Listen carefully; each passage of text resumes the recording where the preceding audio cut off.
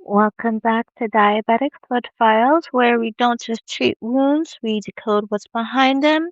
And today is another episode where we're going to go upstream, past the dressing changes, past debridement, into the bloodstream, into the hormones, into the silent vascular remodeling that happens years before ulcer can actually open, something that a lot of patients already have before they have their first diabetic foot ulcer.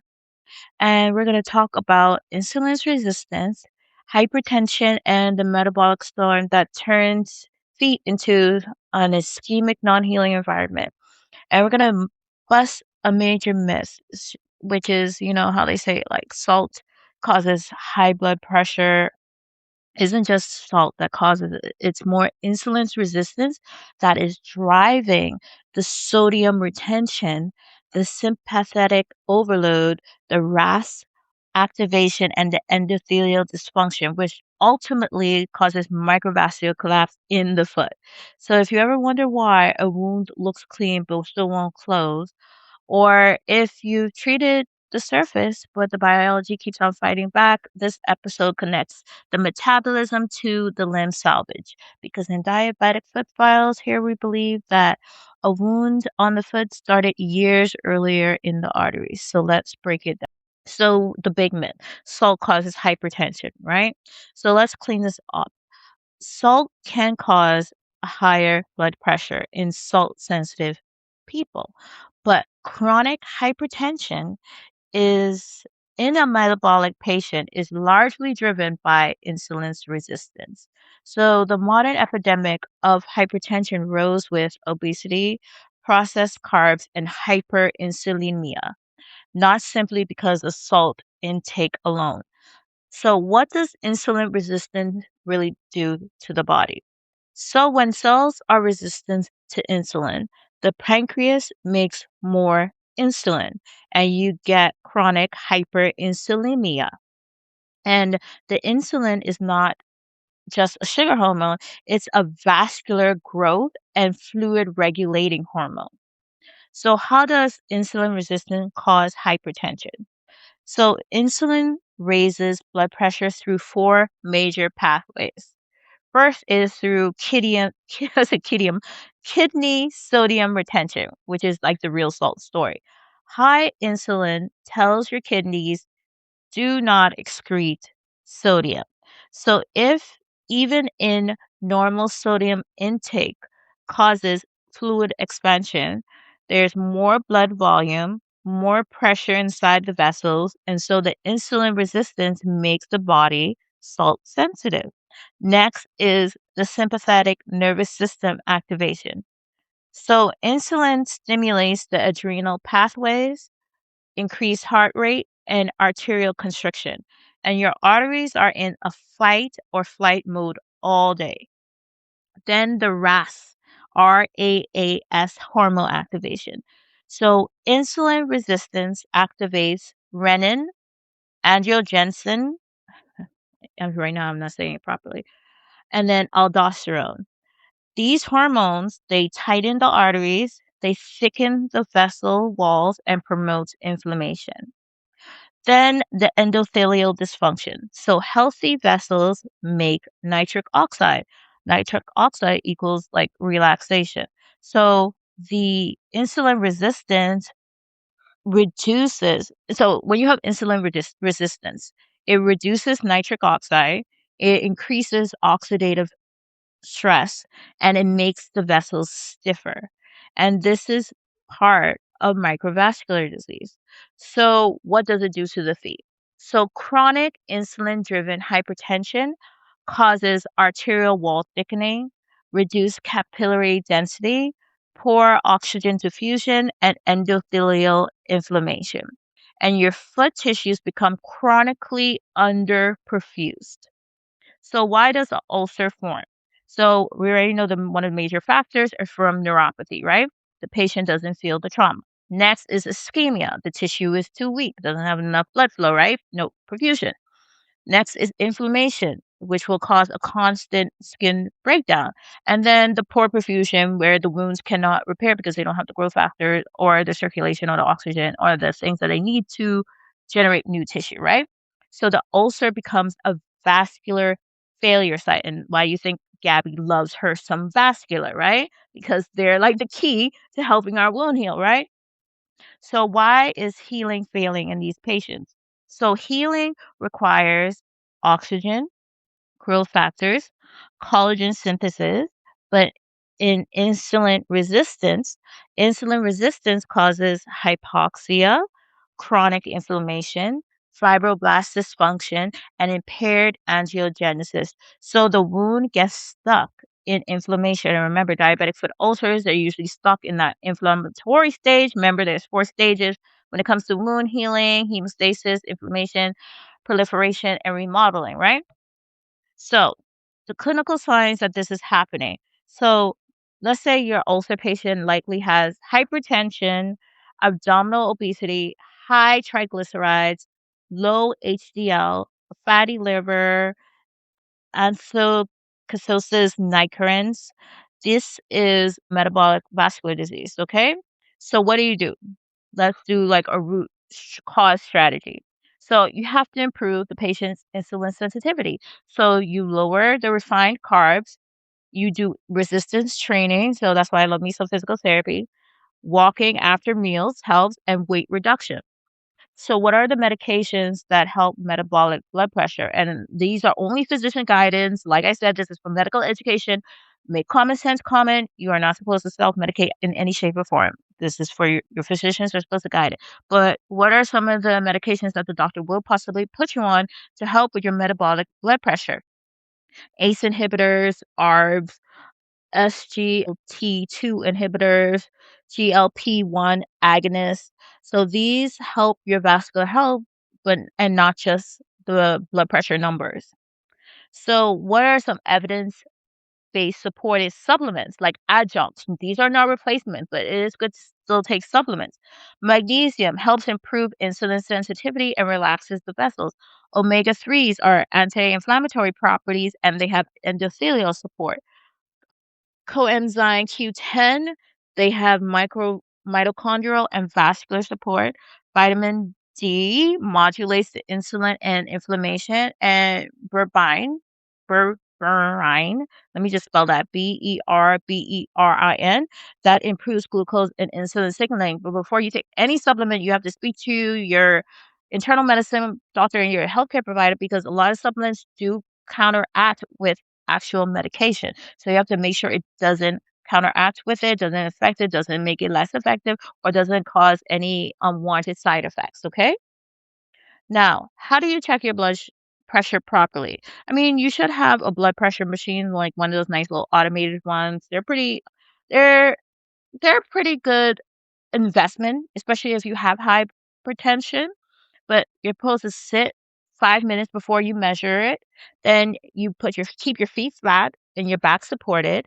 You keep your arm at heart level, no talking, because talking falsely elevates your blood pressure. Make sure to avoid caffeine or exercise 30 minutes prior of taking it. And then make sure you take 2 readings, okay? Normal target in general is 120 over 80, right? That's ideal.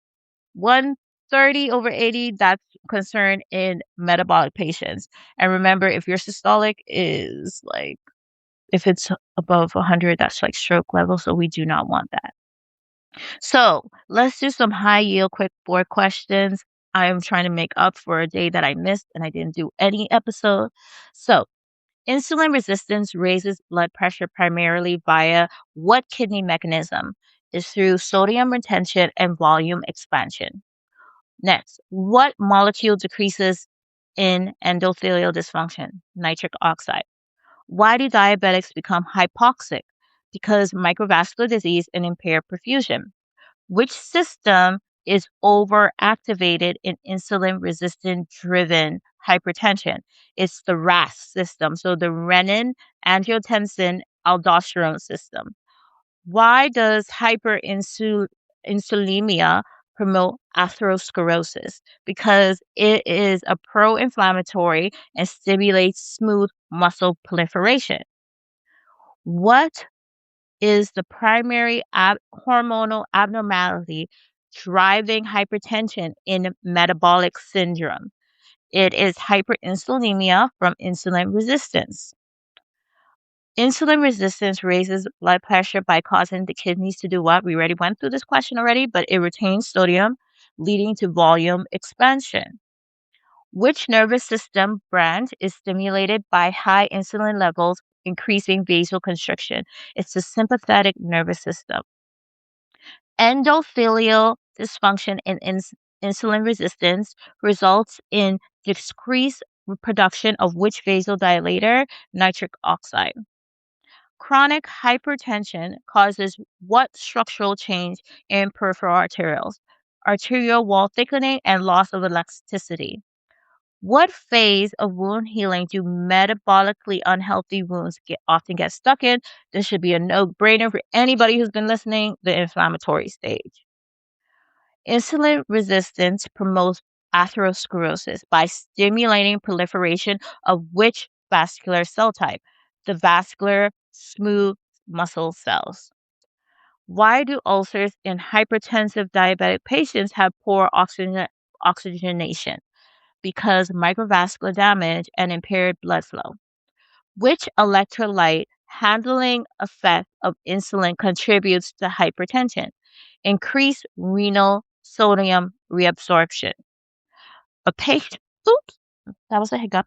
A patient with central obesity, high triglycerides, and hypertension likely has what underlying driver? Insulin resistance. What vascular change reduces capillary oxygen diffusion to wound beds? Microangiopathy. What happens to nitric oxide availability in insulin resistant? It decreases. Which supplement supports endothelial nitric oxide production? Magnesium. Magnesium supports vascular relaxation. What metabolic abnormality increases amputation risk independent of the glucose level? Insulin resistance slash hyperinsulinemia. And why can a normal looking wound fail to heal in these patients? Because there is underlying perfusion and metabolic dysfunction. Which class of medication improves insulin sensitivity and cardiovascular outcomes? GLP-1 receptor agonists, okay? But also SGLT2 inhibitors. A diabetic foot ulcer is best described as failure of what system? The vascular metabolic system.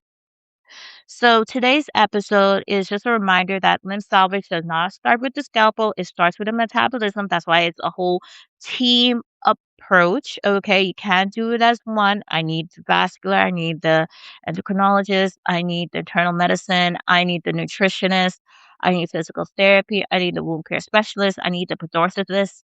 I need everybody, okay? So if we only treat the ulcer, we're just managing the symptom. That's something that I was trying to explain to another healthcare professional yesterday. I was just like, this patient has critical limb ischemia, and this patient is not aware that they have no other medical conditions. And I'm like, that's not even one bit feasible. They need to have a full workup. You shouldn't have leg ulcers and no blood flow and having gangrene and and your healthcare professional is telling you have no other medical condition. You have no medical condition and you're not on any medication. It's kind of crazy how people can be medically neglectful on patients and just push them aside. And patients' family relatives are trying their hardest because they're not the clinicians. They don't know what to do, but they keep on coming. They keep on going to the ER and they keep on getting pushed back and saying, "Oh, there's nothing we can do. Go find a private doctor who can handle you," and things like that. And this is not what medicine is about. I don't know how you can turn away a patient and you're in the medical field, and especially a patient who is in critical high risk limb amputation. Like, how do you do that and just tell them, "Go to a primary care?" And see, that's also why certain places, they don't have high sue rates, unfortunately, because the people aren't educated enough to know, like, this is neglect, this is malpractice, this shouldn't be happening. They should be treating the patient. They should be making sure the patient is referred. They should be making sure the patient has a full workup. I'm honestly, some of the things I'm beginning to see is absolutely bizarre. This is not what healthcare was initially intended to do. Now healthcare seems to be I can't even explain it. It just seems like it's run by people who weren't meant to be doctors. That's what it seems like. If you don't want to do medicine, which is meant to heal people, instead of damaging people, just like that. I can't remember who exactly it was. It was a senator or somebody in Congress. He was talking about how he got denied by his health insurance for medicine that he said he needed just to exist. He got denied like 8 times, which is absolutely ridiculous. This is not health care, okay? Health care. We're supposed to take care of the person's health. We're not supposed to deny people their health, okay? Health care is a human right. Everybody has the right to live, and everybody has the right to dignity, and everybody has the right to quality care of life, okay? A good quality care of life. And as healthcare professionals, we're supposed to help provide that, regardless of their insurance, their standing, whatever. You're supposed to help heal people, not damage people, not kill people, not make people's condition worse. If you start getting worse while you're seeing somebody who's supposed to make you better, yeah, I will get a second opinion. Okay. So we're not just here just to treat ulcers. We're supposed to be managing the system. We're supposed to know who to refer the patient to. That's why you're supposed to be all these years of training. You're supposed to know all this stuff. You're supposed to be like, you need to see the endocrinologist. You need to see the vascular. You need to see the nutritionist. You need a full workup. You need an arterial duplex. You need a venous duplex. You need echo. All these different things. And I'm like, why hasn't this been happening at all these months? And this patient has been underneath the healthcare system. It's bizarre. But we need to address insulin resistance, hypertension, forgive me for the huge rant, inflammation, vascular health, okay? Because all these things can change the trajectory of a patient's limb salvage, okay? Because the foot ulcer is where the body is just sending a red flag, okay? Say, hey, signal the SOS, I give up, something is wrong with my entire body, okay? So don't just stress the wound. We have to restore the physiology, and that's why we have to do a team approach and get all the members of the healthcare Avengers on that patient to help that patient heal, okay? So hopefully this episode shifted how you see diabetic wounds, share with a colleague because education is prevention. Prevention is limb salvage. And this is Diabetic Foot Files where science meets skin and knowledge saves limbs. And this is Dr. G.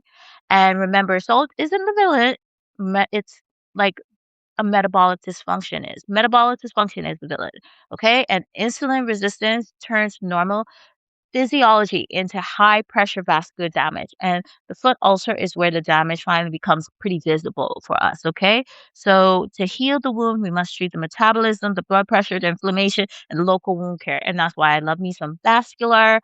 I love you, vascular. I will always be your number one fan. You're yeah, you don't have to worry about me with the referrals. You might get tired of me referring every patient to you, but it helps. It makes a huge difference. Okay. So this is Dr. G, and this is Diabetic Foot Files, and take care of your feet because they take care of you.